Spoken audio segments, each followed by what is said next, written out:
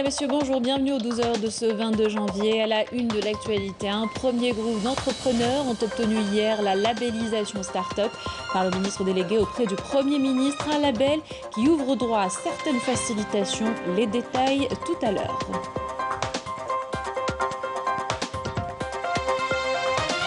Covid-19, début imminent de la vaccination. Les préparatifs se poursuivent dans les différentes structures hospitalières pour l'opération, plutôt mobilisées pour l'opération. Le point au CHU France Fanon de Plida. Et on ira à Décaplage à la fin de ce journal où une compétition de pêche sportive est organisée par des passionnés, une discipline qui rencontre de plus en plus d'adeptes. Reportage.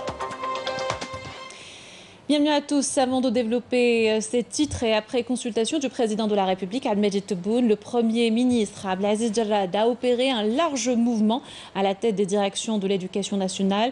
Le mouvement concerne 34 directeurs selon le communiqué du Premier ministère. 11 d'entre eux ont été transférés et 23 autres ont été remplacés. Je vous disais un titre, le premier groupe d'entrepreneurs à obtenir hier la labellisation Start-up par le ministre délégué auprès du Premier ministre, Yassine El Mehdi Walid.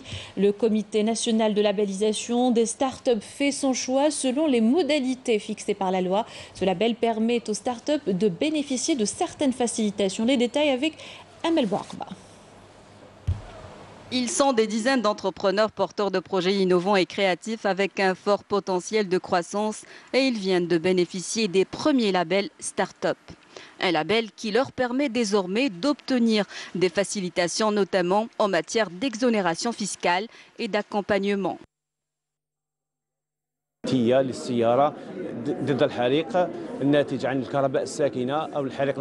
inventé un dispositif de sécurité anti-incendie pour véhicules. J'ai obtenu un brevet d'invention reconnu par 154 pays.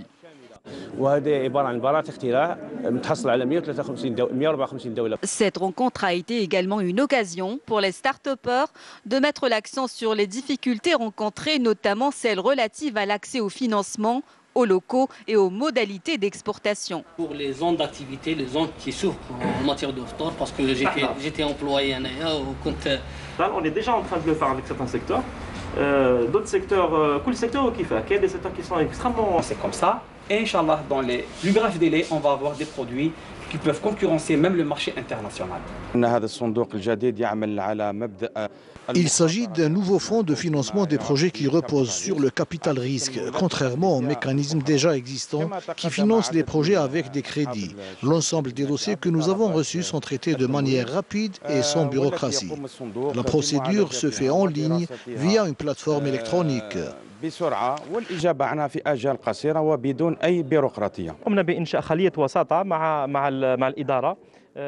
Nous avons créé une cellule de médiation avec l'administration pour faciliter les démarches administratives et lever les entraves bureaucratiques. L'objectif de cette cellule est aussi de présenter les projets des jeunes start-upers aux différents départements ministériels. Cette cellule a étudié jusque-là plus de 250 dossiers. Les porteurs de projets intéressés par l'octroi du label Start-up peuvent soumettre leur demande au comité national de labellisation qui se réunit 2 fois par mois à travers la plateforme électronique. Et vous avez peut-être reçu un message du ministère des Ressources en eau où vous prions de faciliter le travail de ces enquêteurs. Il s'agit d'investigations dans le but d'améliorer la qualité du service en approvisionnement en eau potable, lancé il y a quelques jours. Saïda Mariouf a accompagné l'une des équipes de l'ACL. Reportage. Nous sommes dans le quartier Abdelkader Nahnah, dans la commune d'El Mouradia.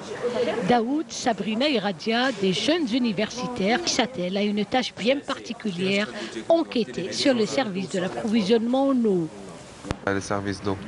Les informations, les perturbations de l'eau, les réseaux sociaux, la page TACL sur Facebook.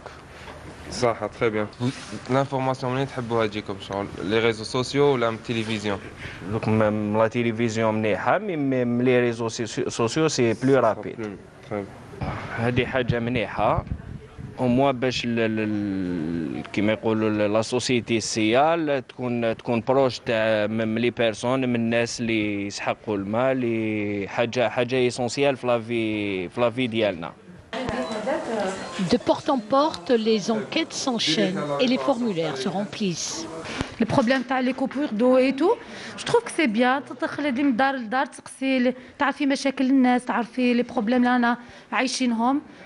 On a fait une enquête à la qualité d'eau. جزنا سقسينا بلوس شحال les abonnés. كاين اللي قال لك مليح كاين اللي قال لك لا لا كاليتي راه ماهيش مليحه يروح الماء بزاف لي كوفر. Vous avez commencé quand l'enquête?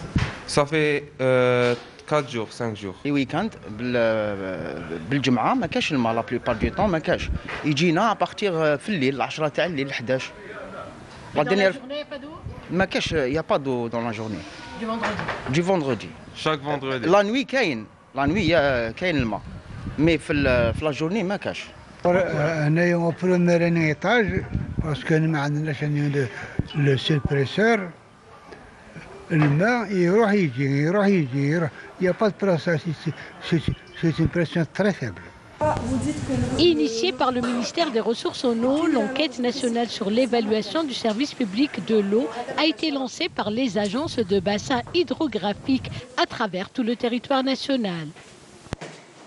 Le coup d'envoi a été lancé jeudi passé, le 14 janvier, par le ministre des Ressources en eau, à partir de la wilaya de Blida. Donc toutes les wilayas ont démarré ce jour-là et nous attendons bien entendu les résultats qui seront mis en valeur et après ça nous allons conclure toutes les solutions. Très bien. L'enquête de satisfaction du citoyen pour la maîtrise du service public de l'eau menée par l'Agence nationale de gestion intégrée de l'eau, Agir, permettra de déceler les lacunes à éviter, mais aussi de prévoir la mise en place de nouveaux mécanismes pour une meilleure alimentation en eau potable.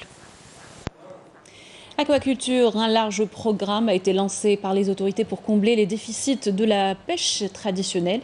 L'un des pionniers du domaine, Mahfoud El Mokritar, a fructifié son affaire et on a fait une référence dans sa wilaya à Chlef et au niveau national à Adel Boukhams. Mahfoud El Mokritar est considéré aujourd'hui comme l'un des pionniers de l'aquaculture à Chlef et au niveau national.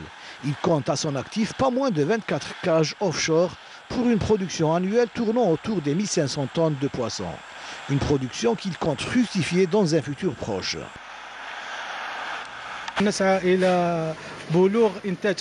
Pour l'année en cours, nous espérons atteindre les 2500 tonnes de dorade royale et de loup de mer. Notre effectif est composé de 50 ouvriers de différents métiers de la mer. Nous comptons réaliser une unité de conditionnement de poissons répondant aux normes internationales en la matière. Il ne nous manque que le permis de construire que devrait nous octroyer la commune.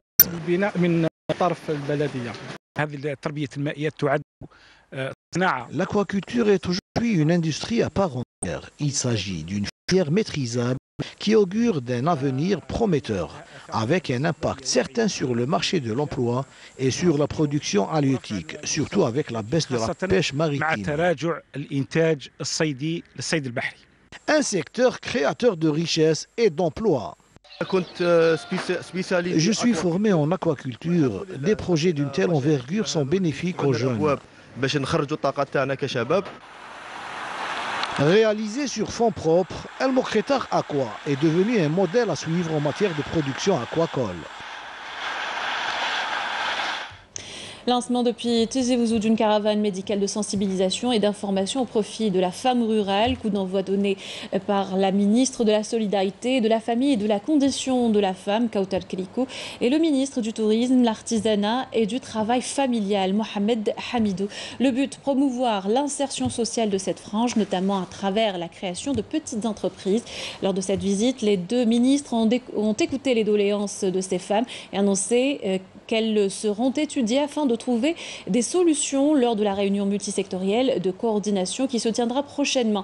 Les deux ministres ont également présidé une cérémonie d'octroi de microcrédits ainsi que des équipements destinés à aider ces femmes dans le lancement de leurs projets, ainsi que des décisions d'octroi de locaux commerciaux. Les deux ministres ont également inspecté plusieurs projets relevant de leur secteur respectif. L'année 2021 sera celle de l'accompagnement de l'investissement, déclaration faite par le Wali d'Oran lors de sa rencontre hier avec les investisseurs potentiels de la région. Ces derniers ont exposé les difficultés auxquelles ils sont confrontés. Des promesses ont été faites, compte rendu de Adel Bouhamis. En dépit de son statut de plan industriel, les investisseurs d'Oran trouvent toujours des difficultés à concrétiser le projet. Pour cause. Parmi les problèmes que nous rencontrons, nous avons celui du foncier industriel, ainsi que les coupures récurrentes d'électricité. En tant qu'investisseur dans le domaine de l'hôtellerie, je fais face aux lenteurs administratives, comme la délivrance du permis de construire, qui prend parfois beaucoup de temps. Il y a lieu de soulever le problème du foncier industriel et l'aménagement des zones industrielles. Des entraves que les autorités locales tentent de lever à travers la création d'une cellule technique pour recueillir les préoccupations de ces investisseurs. Il est très important de booster l'investissement à Oran. La création de cette cellule d'écoute permet d'accompagner les investisseurs pour trouver des solutions à beaucoup de dossiers qui connaissent des blocages au niveau de nos services. Avec ces mesures, les 300 projets d'investissement en cours de réalisation à Oran pourraient être réalisés à temps.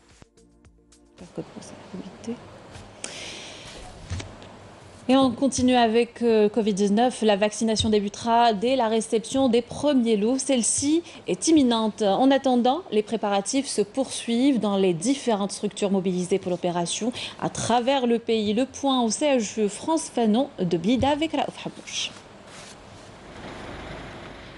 Après avoir été le premier cluster de la Covid-19, la wilaya se prépare à recevoir les premières doses de vaccination. Ce congélateur peut stocker les doses de vaccin de moins de 80 à 0 degrés. Maintenant, il est réglé à moins 20 degrés.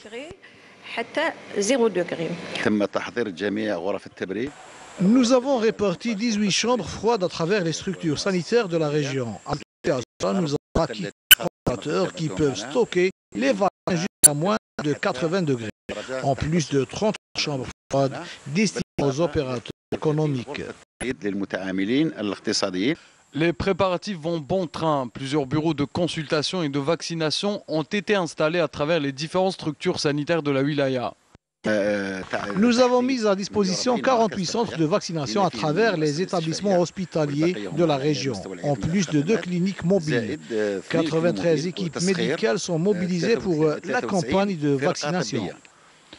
En attendant la réception des premiers lots de vaccins, les préparatifs à la campagne de vaccination sont en cours.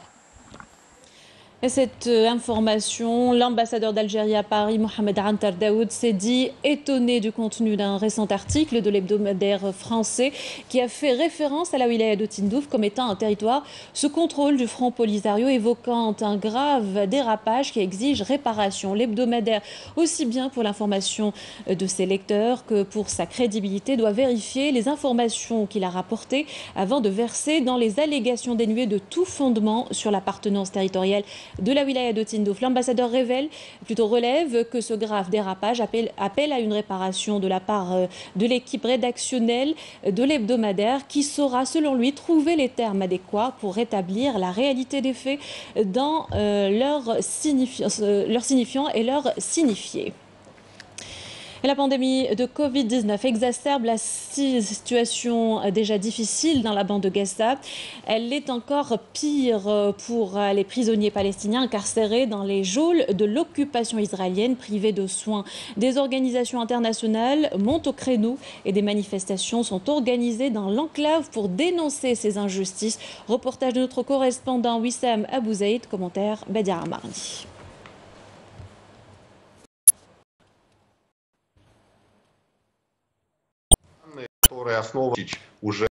إلى قرابة مليوني إصابة منها أكثر من 44,000 حالة وفاة وذلك حسب ما ذكر المركز.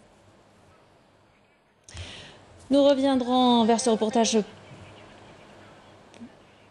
On me dit que le reportage est prêt et c'est le sujet de notre correspondant Wissam Abou Zaid dans les territoires occupés à Gaza.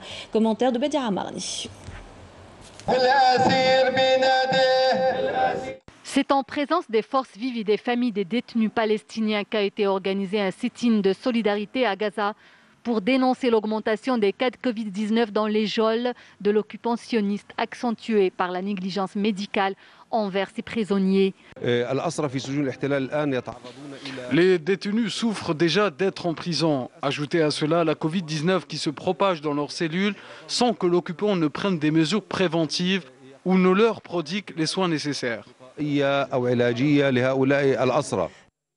Une contamination galopante. Le nombre des prisonniers palestiniens touchés par le coronavirus a atteint environ 250. Ils sont mis en confinement sans être soumis aux examens médicaux nécessaires et sans le minimum de moyens de prévention.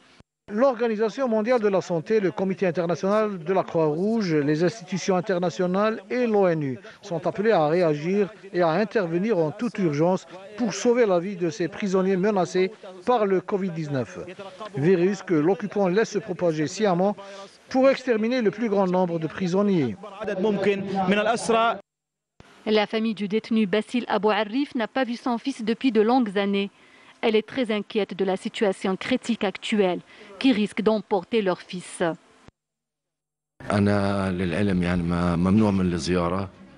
Je suis interdit de visite. Je n'ai pas vu mon fils depuis 20 ans.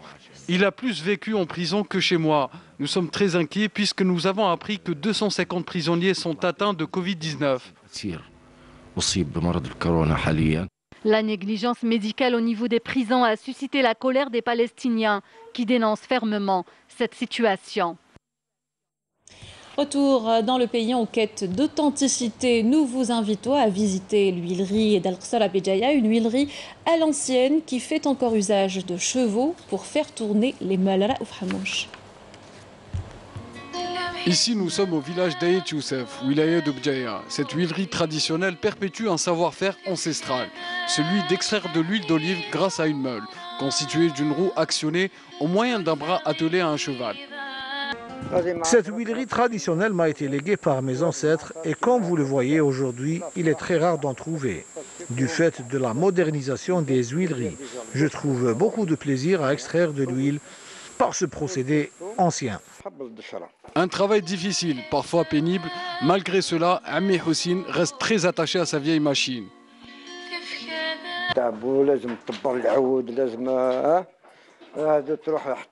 Il est vrai que c'est un travail épuisant. Je me déplace souvent jusqu'à Aqbou pour acheter ce qu'on appelle Tishmsin.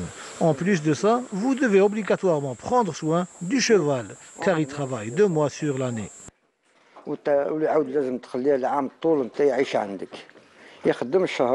D'après les connaisseurs, l'huile qui est pressée suivant ce procédé ancien est d'une qualité exceptionnelle et témoigne du grand savoir-faire de nos aïeux. Sport football, le leader du championnat de Ligue 1, l'Entente de Sétif et son dauphin, le MC Alger, se livreront aujourd'hui à un duel à distance en affrontant respectivement le CS Constantine et l'AS Ain Blila, 2 des affiches de la 9e journée. Le programme complet par Linda Teboul. L'Entente de Sétif, dans la série d'invincibilité, toutes compétitions confondues, a pris fin samedi dernier à la maison face au Mouloudia d'Alger. Se déplacera à Constantine pour défier le CSC avec l'objectif d'éviter une 2e défaite de suite qui pourrait être lourde de conséquences. Le CSC, qui reste sur un match nul à Skikda, tentera de décrocher son 2e succès de la saison et du coup relever la tête après un mauvais départ. Le dauphin du championnat, le MC Alger, recevra la AS Ain Blila avec l'intention de l'emporter. L'Azam est appelé à puiser dans ses sources pour revenir avec un bon résultat de la capitale. La GS Saoura, difficile vainqueur lors de la précédente journée à Béchar face au Nahd, 2-1, effectuera un déplacement difficile à Tizi Ouzou pour croiser le fer avec la JS Kabylie qui est allée s'imposer chez le Wydad Tilimsan. De son côté, l'AS Ochlef, 5e au classement avec 13 points, qui a dû attendre le temps additionnel pour s'imposer vendredi dernier à domicile face au Cap Borj Bouarerij. Aura rendez-vous avec le derby de l'Ouest face au Mouloudia d'Oran, invaincu jusque-là. Le champion d'Algérie sortant le CR Belouizdad, qui a marqué le pas lors des 2 dernières journées avec 2 nuls de suite, sera certainement mis à rude épreuve sur le terrain du RC Elizen, avide de rachat après la défaite concédée à Alger contre l'USMA. Pour sa part, l'Olympique Médéa, considéré comme l'équipe la plus en forme du moment avec 4 victoires de suite, aura une belle occasion d'enchaîner un 5e succès lors de la réception du l'US Biskra. Le Parado Athletic Club, dont l'entraîneur Hakim Malek a quitté son poste à l'amiable, partira favori à domicile face à la JSM Skikda. Quant au Nasr Hossein Dey, sous la houlette de son nouvel entraîneur Djeri Bilal, accueillera le NC Magra dans un duel de mal classé qui devrait revenir aux locaux. Enfin, dans le bas du tableau, le Wydad Tlemcen et le Cap Borj Bouarerij, seule équipe à n'avoir remporté aucun match jusque-là, devront sonner la révolte pour enclencher leur mission de sauvetage, en affrontant respectivement en déplacement l'USM Blabbas et à domicile l'USMA. Direction Décaplage à Alger pour terminer ce journal. On vous fait découvrir le surfcasting ou la pêche sportive. Une compétition est organisée par des passionnés de cette discipline. Ces derniers lancent un appel pour son développement. Reportage de Riles Ouelthamouda. Décaplage était le théâtre d'une compétition de pêche en bord de mer. Une discipline que l'on nomme surfcasting. Des cannes en carbone de 4,20 m à 4,50 m, spécialement dédiées à la pêche en bordure de plage. Le tout équipé de lignes en nylon, montées avec la plus grande précision. Pour le surfcasting, c'est une technique de lancer sur les vagues. Pour la pêche sportive, c'est une technique de pêche pratiquée par des personnes en possession d'une licence sportive et dans un cadre légal et réglementé. En surfcasting, le bon pêcheur doit dresser un état des lieux précis pour adapter son matériel, son appât et sa technique. Début de compétition, la matinée assez difficile, pas de touche. Mais à partir de 11h30, 10h30, alhamdoulilah, il y a eu quelques touches, de beaux petits marbrés, dépassant la taille c'est-à-dire autorisée pour la pêche. Voilà, on a un ami qui pêche aussi. Inch'Allah, bon courage pour tout le monde. Comme vous voyez, c'est une belle journée. La mer, elle est belle, toutes les conditions sont réunies. Bon, on utilise plusieurs appâts. On a la crevette grise, le calamar, la sépia, c'est-à-dire les appâts autorisés, bien sûr. On n'a pas le droit d'utiliser le ver de terre et tout. Cette compétition rentre dans le cadre d'un championnat organisé par le Comité national de la pêche sportive, un championnat qui a débuté en 2019. On invite toutes les personnes qui peuvent nous aider à développer ce sport-là, à créer. On est en train de créer des clubs, on est en train de créer des associations, on est en train de créer une pyramide qui va nous permettre dans un futur moyen, Inch'Allah, d'avoir une fédération et de mieux gérer ce sport-là. La pêche sportive, une discipline en pleine émergence, où tout reste à faire. Avec ceci, nous arrivons à la fin de notre journal. Merci de l'avoir suivi. Tout de suite, des nouvelles du ciel avec Fli El-Chir. Quant à moi, je vous souhaite une excellente journée sur Canal Algérie.